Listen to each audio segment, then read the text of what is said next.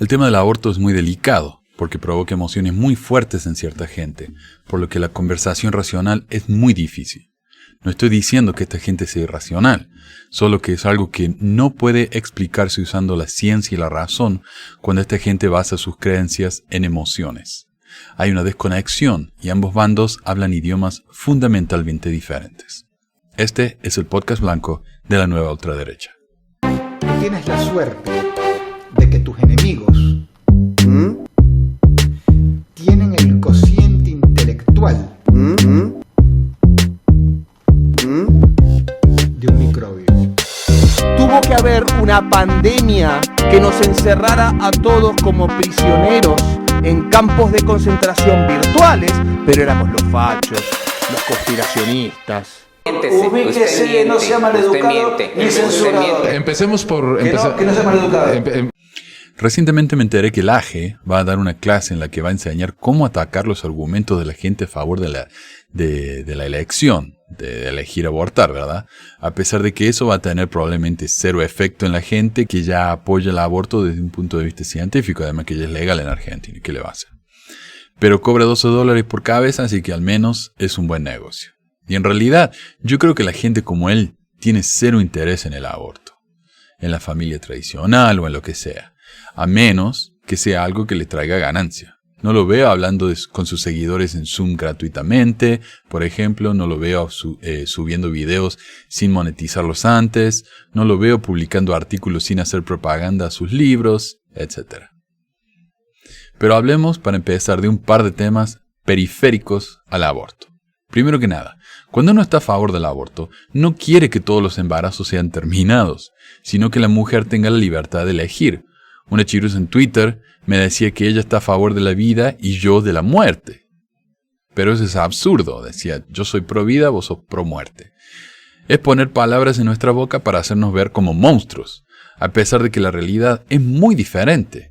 Lo curioso es que a pesar de que yo estaría completamente a favor en permitirle a una mujer que haga con su cuerpo lo que le parezca, los pro vida están a favor de eliminar esa elección.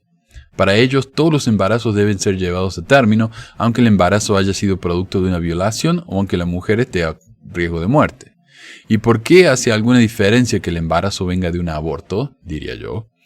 Toda la vida es sagrada después de todo, ¿no? O sea, si a una chica la violan, queda embarazada, entonces ella debería dar a luz. Bueno, pero claro, el problema es que si los conservadores van a decir que los embarazos deben llevarse a término, porque fue elección de la mujer tener relaciones sexuales, por lo tanto quedó embarazada y ahora tiene que ser responsable de las consecuencias teniendo y criando a ese hijo, el problema es que en el caso de la violación, esa elección no existe. La mujer fue forzada, ella no tuvo una decisión allí. Ella no planeó ni deseó tener a ese bebé. Es castigar a la mujer por algo que le pasó, por un crimen que fue cometido contra su persona, por el cual ella tiene que pagar las consecuencias. Si la mujer quiere tener ese bebé, perfecto. Si no, es criminal obligarla a hacerlo, a menos que la sociedad que la obliga a tener la criatura se haga responsable de ella. Le permite vivir cómodamente mientras cría a su hijo, le permite estudiar, trabajar o hacer lo que tenía planeado antes de quedar embarazada. Y hablando de eso, lo que yo veo es que los conservadores y antiabortistas son muy vocales a la hora de defender a la vida del feto. Pero luego de que el bebé nace, son los primeros en quejarse de que las madres solteras o de las parejas pobres que piden ayuda del gobierno. Aquí en Estados Unidos los conservadores están constantemente tratando de eliminar los programas de ayuda social.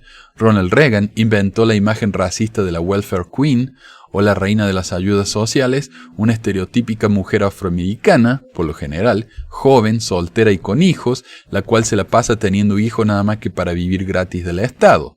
Esta imagen, creada por Reagan en los 80, todavía persiste, a pesar de que la enorme mayoría, porcentualmente, de la gente que recibe asistencia social son los blancos. Por el otro lado, si las mujeres eligen tener sexo y quedan embarazadas, ¿por qué tendrían que verse obligadas a tener el bebé si no lo desean? El hombre puede acostarse por ahí y dejar embarazado a un montón de mujeres y si quiere, puede desaparecer y no hacerse responsable de nada. no me parece justo. Es como que esos mismos hombres luego son los que ponen el grito en el cielo porque esas prostitutas se atreven a asesinar a esa pobre criatura. El doble estándar lo deja mareado a uno. El tema del aborto es tan complejo y tiene tantos matices que sería imposible tocar todos los temas relacionados con él en un solo programa. Así que obviamente esto es algo que vamos a tener que mencionar muchas veces más en el programa desde sus diferentes ángulos. Hoy nos vamos a enfocar específicamente en la afirmación conservadora de que el aborto es asesinato, algo que, como dije anteriormente, es simple newspeak, un término nuevo, inventado, cargado de emociones, creado por la derecha para hacerlo ver como algo que no es. Tengo un artículo escrito por la reportera Jennifer Wright en Harper's Bazaar. Y se llama El aborto no es asesinato. No es sorprendente que Kevin Williamson, quien pidió que se ahorcara a las mujeres que abortaron, porque en su opinión son asesinas, haya sido despedido recientemente de la revista The Atlantic. Debería sorprendernos que alguna vez haya sido siquiera contratado. El hecho de que lo fuera es una de las muchas señales de que la ventana de lo que es aceptable por la gente está cambiando drásticamente. Específicamente, en este caso, si es aceptable llamar al aborto asesinato. Bob Nonini, senador estatal de Idaho, durante 3 mandatos ha sugerido la pena de muerte para las mujeres que se someten a abortos. Otro senador del estado de Idaho, Dan Foreman, gritó: "El aborto es un asesinato", a un grupo de estudiantes universitarios. Mientras tanto, un proyecto de ley presentado en Ohio acusaría de asesinato a las mujeres que se someten a abortos. Hay muchos hechos que los conservadores se sienten cómodos ignorando cuando se trata del debate sobre el aborto. Pueden fingir que los fetos son indistinguibles de los bebés, a pesar de que la evidencia médica nos muestra que los fetos no pueden vivir sin apoyo, incluso con un respirador, antes de las 21 semanas. Entonces, obviamente, el feto no es un bebé, es algo diferente. Pueden fingir que sienten dolor, a pesar de que el consenso científico nos dice que hasta al menos 24 semanas un feto no puede sentir nada parecido al dolor porque aún no tiene las conexiones cerebrales para hacerlo. Pueden fingir que cada óvulo fertilizado es un ser humano, ignorando el hecho de que la mayoría no llega a nacer. Y esto no parece molestarlos demasiado. Jill Filipovic, abogada y autora del Spot, The Feminist Pursuit of Happiness, ha señalado con bastante razón que no ha habido ningún esfuerzo coordinado por parte de los antiabortistas para exigir fondos para la investigación sobre por qué mueren todos esos óvulos fertilizados o para encontrar una cura. Tal vez sea porque incluso los defensores más activos del antiaborto saben que la verdad es que un óvulo fertilizado no es lo mismo que un niño de 3 años, y no creen genuinamente que tengan el mismo derecho a la vida.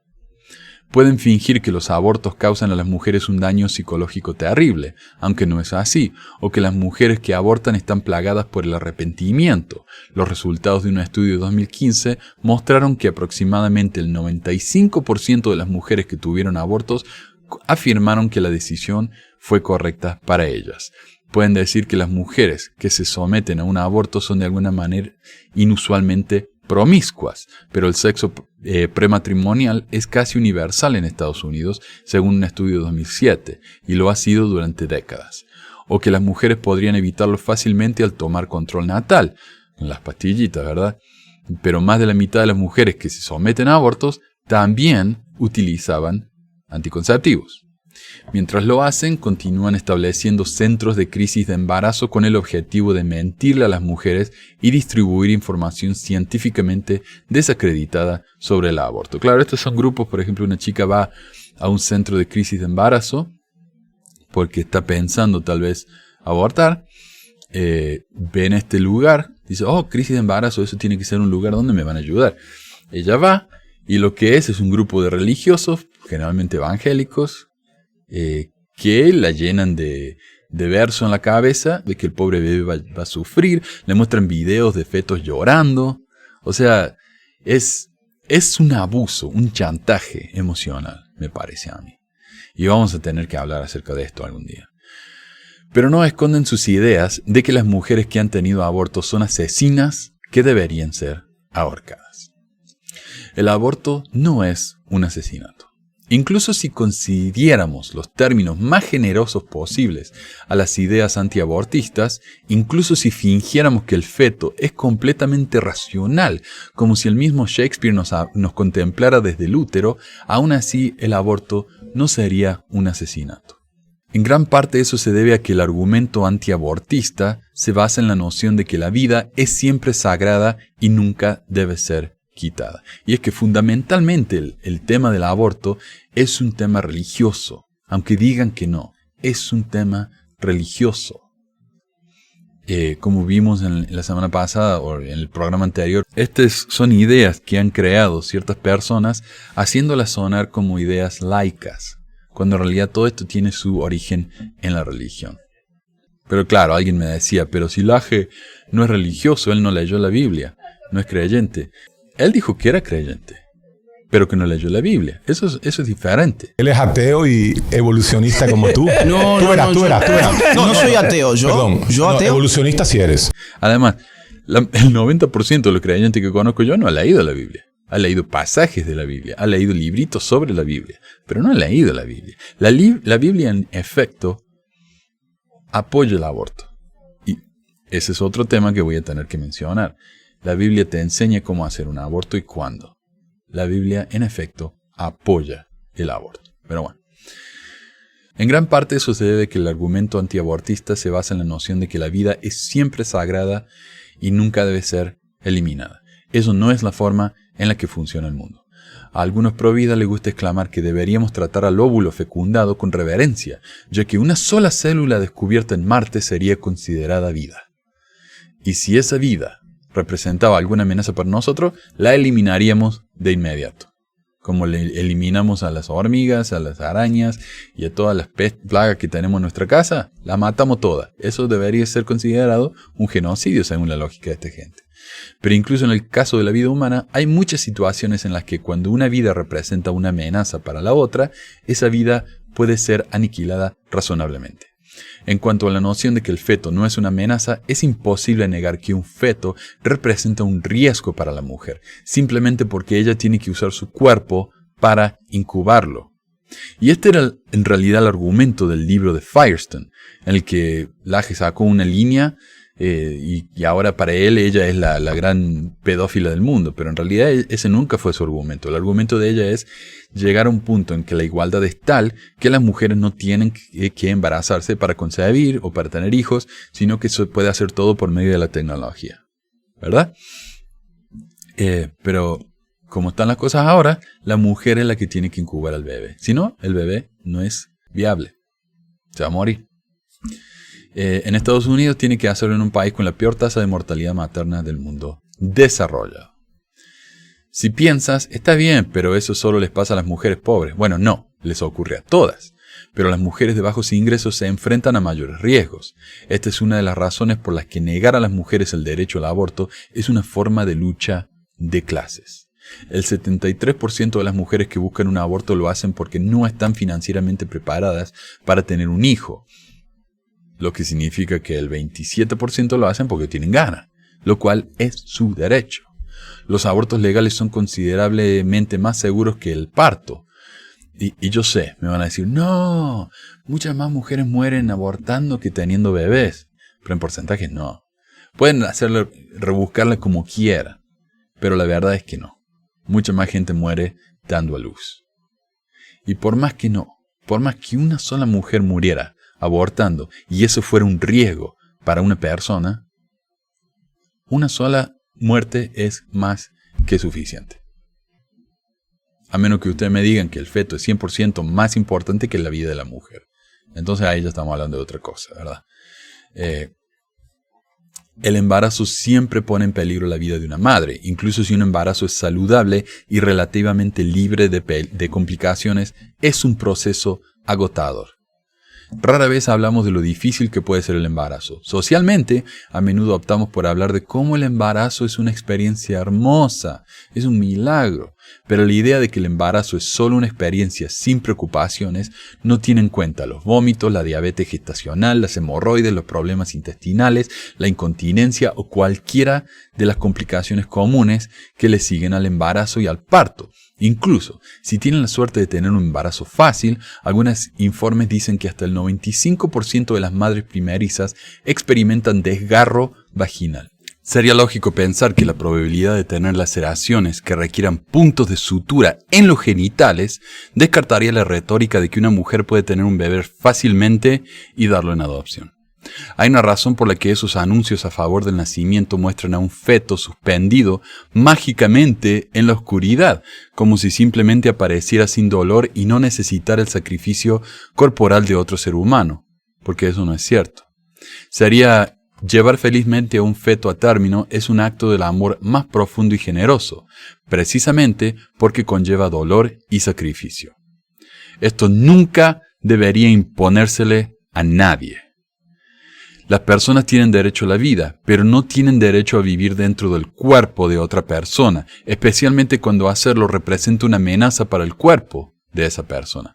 Parafraseando al famoso ex comediante y acosador de mujeres Louis C.K., a las personas ni siquiera se les permite vivir dentro de tu casa sin tu consentimiento. Eso se basa en la doctrina del castillo, la cual permite a las personas usar la fuerza e incluso hasta la fuerza letal para expulsar a las personas que entran sin autorización en sus hogares y que tienen motivos para pensar que representan una amenaza para ellos.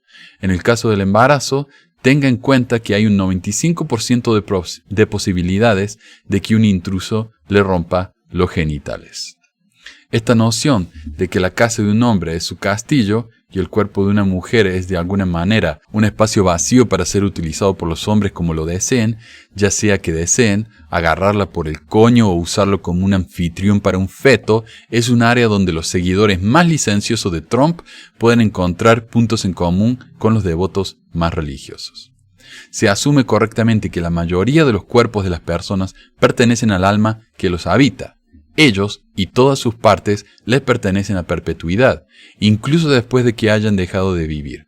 Los médicos en los Estados Unidos ni siquiera pueden usar los órganos de una persona fallecida para salvar otras vidas, a menos que el habitante anterior de ese cuerpo haya aceptado por escrito. A pesar del hecho de que aproximadamente 20 personas mueren al día en los Estados Unidos esperando un trasplante, y presumiblemente la extracción de esos órganos no pondría en peligro el bienestar de la persona que ya tiene muerte cerebral. Y esto es algo que yo he oído y me pareció un argumento excelente.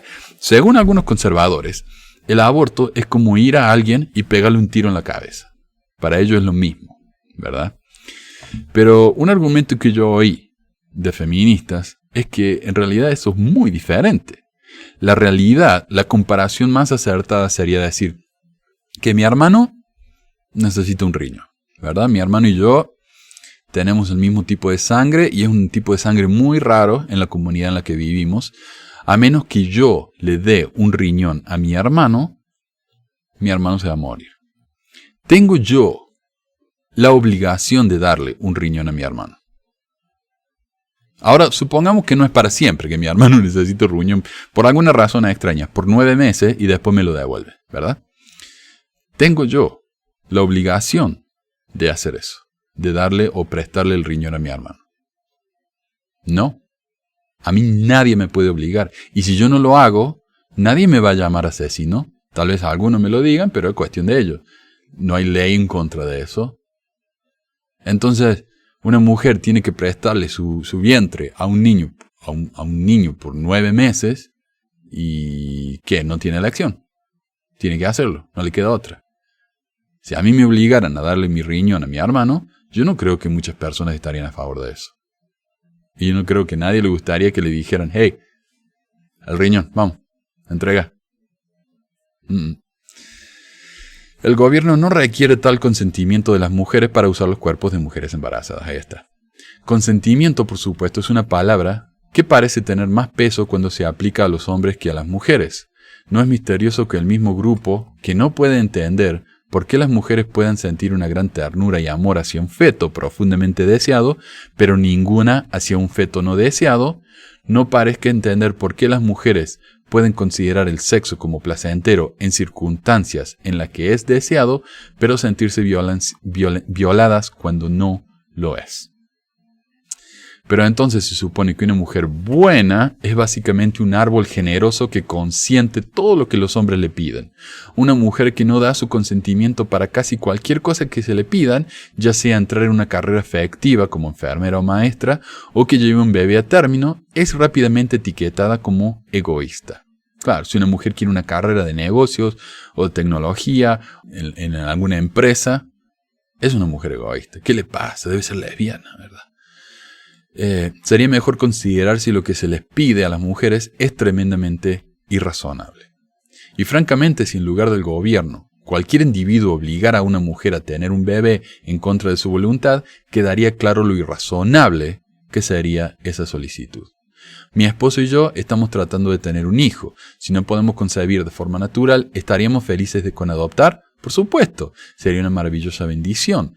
Amenazaríamos a una mujer embarazada con terribles consecuencias, hasta la muerte inclusive, si no quisiera dar a luz y se negara a tener un hijo para nosotros, simplemente porque queremos uno. No, porque no somos sociópatas que pensamos que otras personas existen únicamente para nuestro beneficio. Si eso es obvio para nosotros, personas que realmente deseamos tener un hijo, debería ser muy obvio para un partido que no tiene ningún interés en brindar una vida feliz y saludable a ese niño una vez que nazca. Porque como ya dije anteriormente, el Partido Republicano, los conservadores, creen que es más urgente ofrecer recortes de impuestos a las empresas estadounidenses que garantizar la atención médica a los niños de la clase trabajadora. Ahora pensemos de los libertarios. ¿Qué pasa con los libertarios? Ellos se dicen liberales, no se dicen conservadores. En realidad los libertarios a mí me resultan más conservadores que los conservadores. Porque, ¿qué dice un libertario? Laissez-faire, ¿eh? Dejar hacer. Que cada uno haga lo que quiera. Ok. Si yo puedo permitir que cada uno haga lo que quiera, las empresas no se les puede restringir nada. Las empresas podrían hacer lo que se les ocurra. Entonces, un hospital sería una empresa, como hacen acá en Estados Unidos. Cualquier cosa que hagan, me pueden cobrar miles y miles y miles de dólares y llevarme a la quiebra. Lo cual lo hacen. Si la gente haga lo que quiera y el gobierno tiene que meterse, entonces no hay garantía de beneficios sociales para la gente. Educación, salud y ese tipo de cosas. Claro, pero si un gobierno le ofrece todo eso a la gente, son socialistas y el comunismo es algo horrible. Ahí había un Lajeboy que me comentó en mi página de Facebook y yo fui y le revisé el Facebook y tenía una cosa que publicó. Él está muy en contra del socialismo y es muy capitalista. Y ahí está diciendo, si alguien necesita cajas de comida, vaya a este lugar que se las van a dar. ¿En qué quedamos entonces? Eso es lo más anticapitalista que puede haber. Ahora, si ellos me dicen, bueno, somos libertarios, nosotros que queremos que cada uno haga lo que quiera, supónete que haya... en teoría, el libertarismo debería permitir que las mujeres aborten si tienen ganas de abortar. Laje no es un libertario, dice ser un libertario, no es nada. Pero si eso fuera cierto, entonces debería haber algún tipo de garantía. Porque la persona sola no puede enfrentarse a una comunidad entera, a una sociedad, a una estructura gubernamental o lo que sea, a unas empresas que son multimillonarias y decir, quiero que me hagan un aborto. Ok, señorita, son $10,000, no tengo, pero quiero que me hagan el aborto. Ok, nos vemos después, chao. ¿Qué pasa con esa mujer? Se quedó sin aborto. Entonces no hay garantía. Pero no hablemos del aborto. Hablemos, tengo el apéndice que me está reventando. Ok, son $50,000 para la operación. No tengo $50,000. Bueno, nos vemos. Chao. Ellos pueden hacer eso. Porque cuando no hay regulación, las empresas tienen el derecho de hacer lo que se les ocurra. Y eso sucede. Acá en Estados Unidos la gente queda en la calle, en la quiebra, gracias a la medida. Y uno cuando dice, ok, me voy a la quiebra. Me voy a la quiebra, todas mis deudas son borradas, excepto las deudas de salud.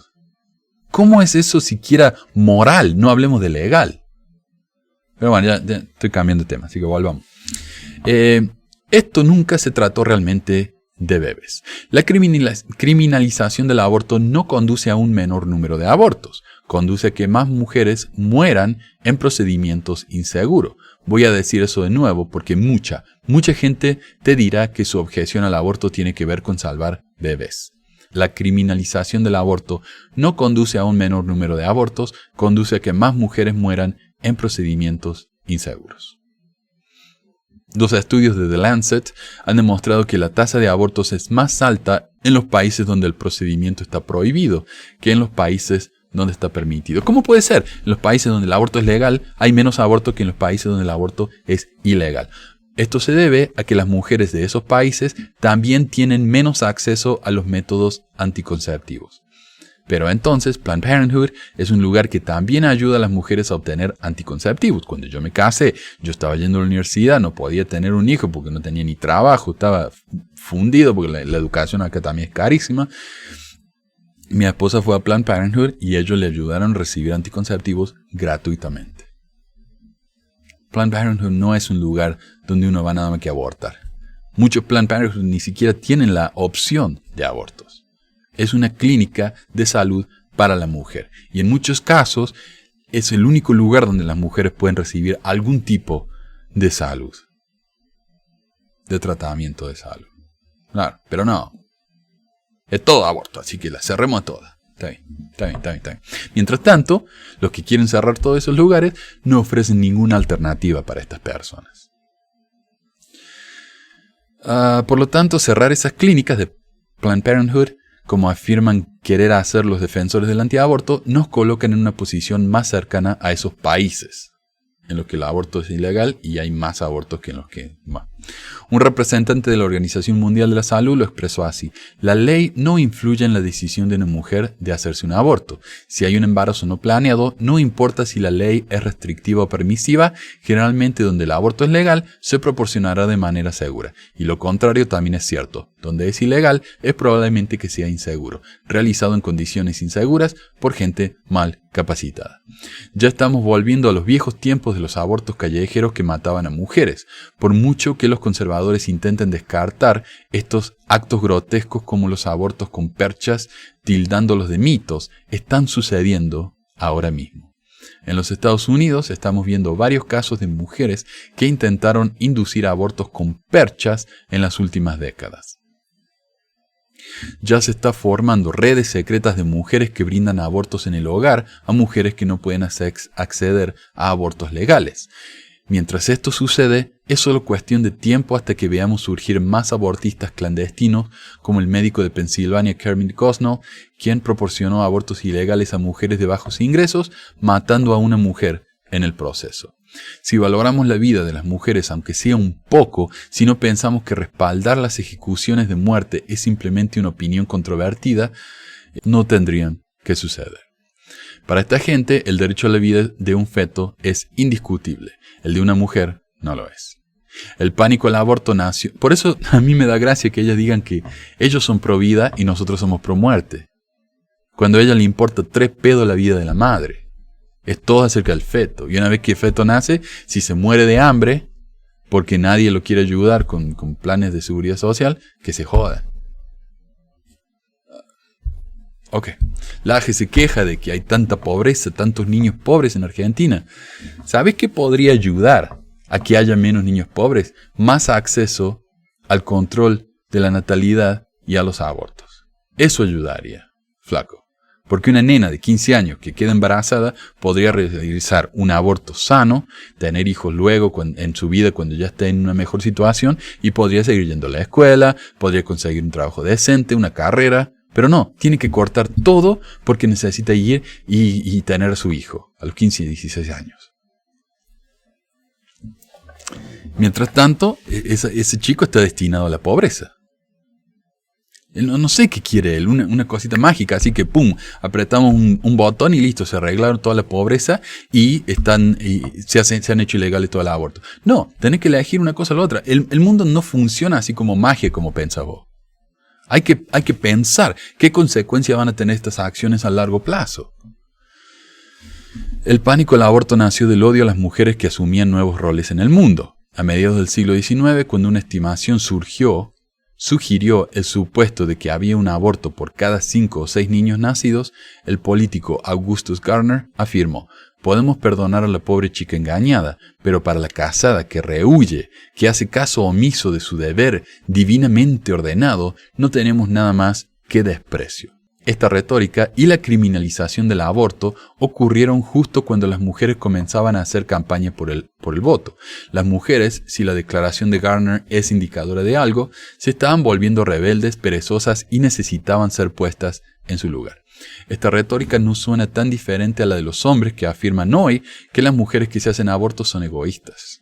Hay personas que piensan: yo creo que el papel de las mujeres, según lo establecido por Dios, es tener hijos. Tener hijos es para lo que estaban hechas las mujeres después de todo.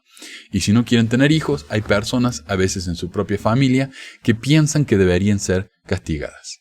Estadísticamente es probable que ser obligada a dar a luz tenga algún impacto punitivo en la vida de las mujeres.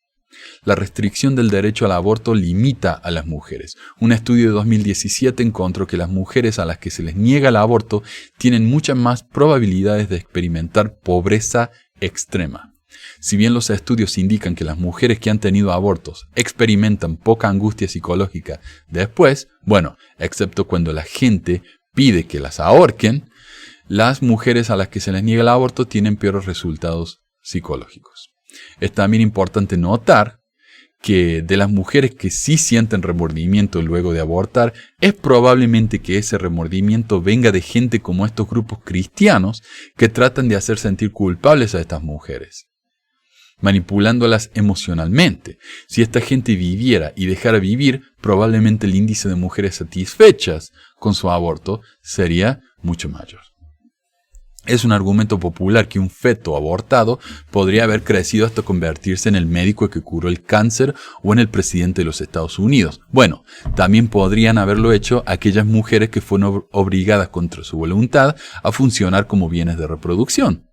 Sí, mi hijo podría haber llegado a ser Beethoven. La madre podría haber llegado a ser Beethoven si se le hubiera dado la oportunidad. Pero si una mujer buscara esas metas para sí misma, las cuales solo podría obtener en algunos casos luego de abortar, esa mujer es una egoísta. Margaret Atwood comentó en una entrevista reciente: de los que promueven el parto forzado cabe preguntarse, ¿quién se beneficia? A veces este sector, a veces ese, pero nunca se beneficia a nadie. Hoy es beneficioso para los legisladores que quieren apelar a ciertas facciones de la derecha. Estar en contra del aborto es una postura que atrae a la ultraderecha. Votos. Y con votos viene dinero, influencia. Y esos de la ultraderecha creen: necesitamos a los niños si queremos tener suficiente gente como para mantener a raya a los invasores musulmanes. Y si creen que eso es una exageración, yo lo he escuchado eso, de gente como Alex Jones. Los rusos son inteligentes porque ellos están teniendo muchos chicos. Nosotros tenemos que ser iguales, tener muchos chicos. Porque mire, se nos está llenando de latino. Los Estados Unidos se va a volver un país marrón. ¡Qué horror! O a los evangélicos, que en general parecen molestos por los resultados de la revolución sexual. O a aquellos que creen que la maternidad es el deber más sagrado de la mujer blanca, el deber hacia nuestros antepasados y descendientes por igual. Y tenemos el caso de esta mujer como Ayla Stewart, no me acuerdo cómo se llama ese movimiento, pero es un movimiento de mujeres que quieren tener muchos hijos blancos para ayudar a la sociedad. Ese es su papel en la sociedad, tener muchos hijos blancos para que haya más blancos en los Estados Unidos. Es una idea fundamentalmente racista y opresiva. O, por supuesto, a los mal informados, de los cuales hay muchos. Si eres mujer, nunca olvides que tu cuerpo es tuyo. Nadie tiene derecho a ninguna parte de él sin tu consentimiento. Tus pechos son tuyos. Tu vagina es tuya. Tu útero es tuyo. El cuerpo que alberga tu alma ya está ocupado. Está ocupado por ti. Tú vives allí y no tienes que permitir que nadie lo use sin tu permiso. Que no sea maleducado.